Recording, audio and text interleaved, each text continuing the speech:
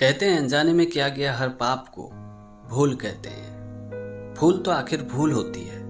ये किसी से भी हो सकता है, फिर वो चाहे इंसान हो या भगवान। सीता हरण के बाद प्रभु श्री राम और लक्ष्मण जंगल में दर दर भटक रहे थे सीता माता को खोजने के लिए, जिस वजह से दोनों बहुत ही थक गए थे और उन्हें जोरों से प्यास भी लगी थी। फिर दोनों एक सरोवर यानी एक तालाब में गए और तालाब के किनारे अपने धनुष को जोरों से मिट्टी के नीचे गाड़ के तालाब में पानी पीने के लिए उतरे। पानी पीने के बाद जब दोनों वापस तालाब के किनारे पे आए और अपने धनुष को मिट्टी से उखाड़ा तो प्रभु श्री राम ने देखा कि उनके धनुष में खून लगी हुई थी। उस खून को देख के प्रभु श्री राम बहुत ही व्याकुल हो गए, विचलित हो गए। फिर उन्होंने जिस जगह पे अपने धनुष को गाड़ा था वहां से जल्दी जल्दी मिट्टी हटाने लगे। तभी उन्होंने देखा कि मिट्टी के नीचे एक मेढक खून से लथपथ थी, दर्द के मारे तड़प रही थी।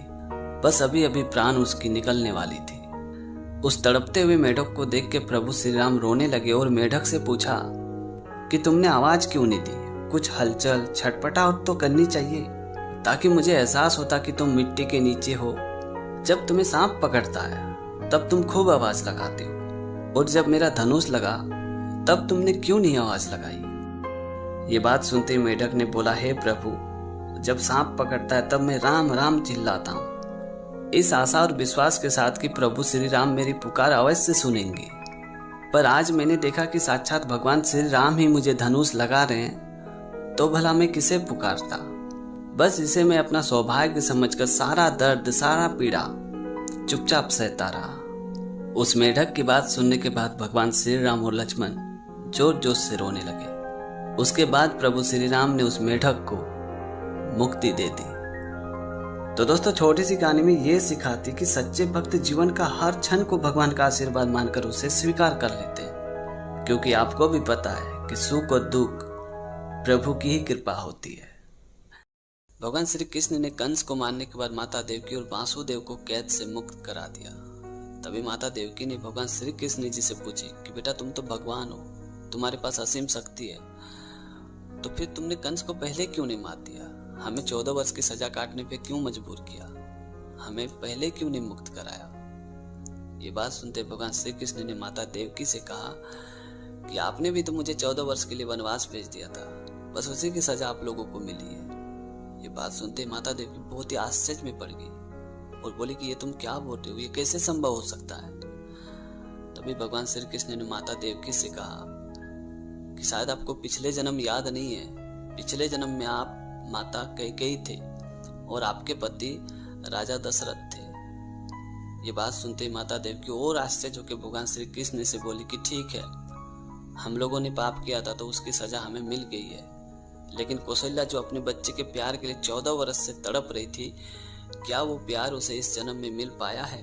और आखिर इस जन्म में कौशल्या कौन है?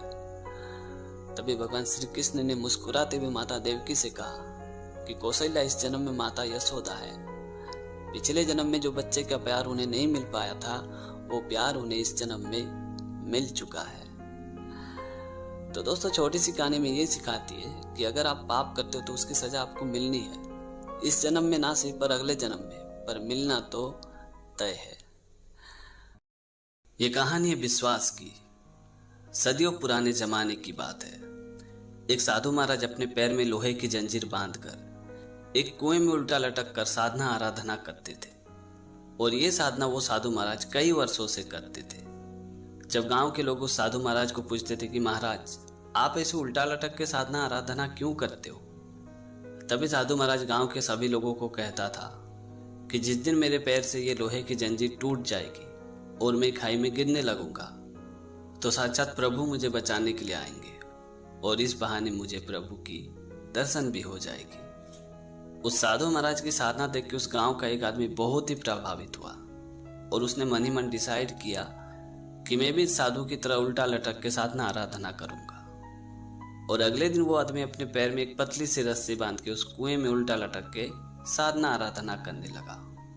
जब उसके साधना का तीसरा दिन बीता तो उसके पैर से वो पतली सी रस्सी टूट गई और वो खाई में गिरने लगा।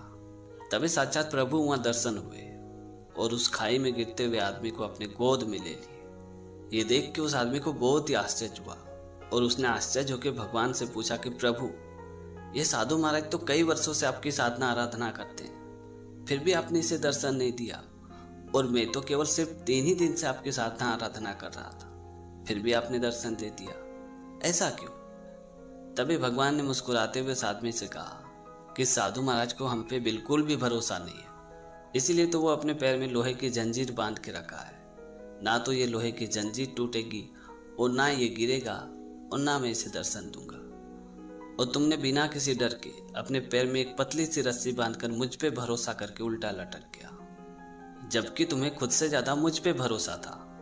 इसीलिए तो तुमने अपने पैर में एक पतली सी रस्सी बांधकर बिना कुछ सोचे समझे तुम उल्टा लटक के मेरी साधना आराधना करने लगे। और उसी भरोसा को कायम रखने के लिए मैंने ही तुम्हारी रस्सी तोड़ी और तुम्हें साक्षात दर्शन भी दिया। उसके बाद भगवान उस आदमी से कहने लगे कि जरूरी नहीं है कि दर्शन को वर्षों लग जाए, आपकी शरणागति ही आपको ईश्वर की दर्शन कराएगी और शीघ्र ही कराएगी। प्रश्न केवल इतना है कि आप उन पर कितना विश्वास करते हैं। और ये बोल के भगवान अदृश्य हो गए। इसीलिए कहते हैं कि ईश्वर पे आप तभी भरोसा कर सकते हैं जब आप खुद पे भरोसा करते हैं, क्योंकि आपको भी पता है कि ईश्वर बाहर नहीं, हमारे अंदर ही है। तो दोस्तों, छोटी सी कहानी में ये सिखाती कि अगर आप किसी चीज को पाना चाहते हो, हासिल करना चाहते हो, तो उस चीज के ऊपर आपको दिलो दिमाग से विश्वास और भरोसा करना होगा। फिर वो विश्वास चाहे खुद का हो या ऊपर वाले का। तो दोस्तों, आज की कहानी आपको कैसी लगी कमेंट करके जरूर बताना। और अगर आपने हमारे चैनल को अभी तक सब्सक्राइब नहीं किया तो प्लीज यार चैनल को सब्सक्राइब कर देना, क्योंकि इस तरह का कंटेंट मैं हमेशा अपने चैनल पे लाते रहता हूँ। तो आज के लिए इतना ही, मिलते अगली वीडियो में एक नई टॉपिक के साथ, एक नई कहानी के साथ। तब तक के लिए जय हिंद, वंदे मातरम।